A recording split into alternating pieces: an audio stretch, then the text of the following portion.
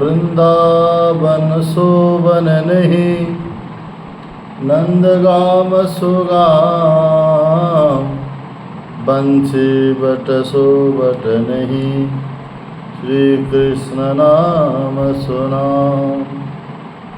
वृंदावन धाम की जय, वृंदावन वास की जय। आप लोग वृंदावन धाम के बारे में अवगत होना चाहिए। वृंदावन धाम कोई तीर्थ नहीं है, वृंदावन धाम कोई धाम क्षेत्रों में नहीं है, वृंदावन कोई एक पुण्य जगह नहीं है। वृंदावन धाम तो साक्षात स्वयं किशोर के नित्य हृदय स्थल है और भगवान श्री कृष्ण के नित्य घर है।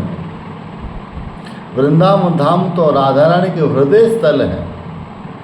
राधा रानी और कृष्ण से और वृंदावन धाम से कोई अलग नहीं, इसलिए चारों धाम के अंदर वृंदावन धाम नहीं आता है। इसीलिए वृंदावन धाम के बारे में थोड़ा सा बतला दूं तो ये कि वृंदावन एक बार कोई चला जाए, ऐसा तो राधा रानी के बिना कृपा से वृंदावन कोई आ नहीं सकता है। बिना राधा रानी की कृपा के बिना वृंदावन प्रवेश करना, वृंदावन धाम में ब्रज में, वृंदावन धाम में मिट्टी के ऊपर, वृंदावन धाम के व्रज रज के ऊपर पांव धरना असंभव होता है। या तो महती कृपा किशोरी की कृपा होना चाहिए, नहीं तो हरिगुरु वैष्णव की कृपा होना चाहिए।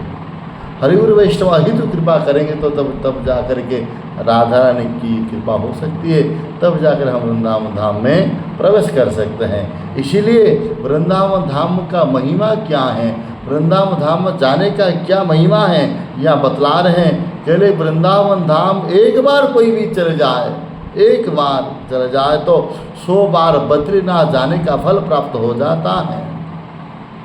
100 बार बद्रीनाथ जाने का फल प्राप्त हो जाता है एक बार वृंदावन चले जाने से। इतना नहीं, एक बार कोई वृंदावन चले जाए, 1000 बार अयोध्या जाने का फल प्राप्त होता है। कोई वृंदावन चले जाए एक बार तो 10,000 बार द्वारिका जाने का फल प्राप्त होता है। शास्त्र में लिखा हुआ है, जो एक बार वृंदावन धाम में चले जाए 1,00,000 बार गंगा स्नान करने का फल प्राप्त होता है। अरे हम कितनी बार जाएंगे हरिद्वार में, त्रिवेणी में स्नान करने के लिए, यहाँ तो कह रहे हैं 1,00,000 बार गंगा स्नान करने का जो फल मिलता है वही फल एक बार वृंदावन धाम प्रवेश करने से फल प्राप्त हो जाता है। इतना नहीं, एक बार तो वृंदावन धाम में चले जाने के बाद विश्व भर में जितनी पुण्य तीर्थ हैं, जितने भी पुण्य जगह हैं, वो पुण्य जगह पर 100 बार स्नान करने का तो फल है। विश्व भर में जितना पुण्य क्षेत्र हैं, पुण्य स्थल हैं, उनमें उसमें 100 बार स्नान करने का, स्नान के साथ दान करने का जो फल प्राप्त होता है वही फल एक बार भी हरि का दर्शन करने से, राधा रमन का दर्शन करने से, ब्रज रज को उठा करके मस्तक में लगाने से वही फल प्राप्त हो जाता है। इसीलिए वृंदावन धाम कोई साधारण नहीं है।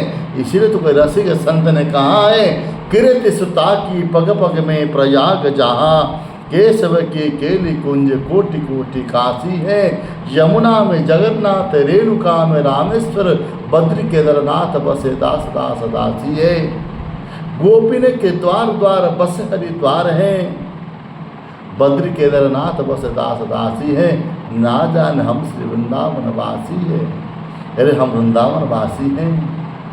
करोड़ करोड़ तीर्थ वृंदावन में आकर के कुंज गली में, कुंज लता पताओं में छिप के रहते हैं।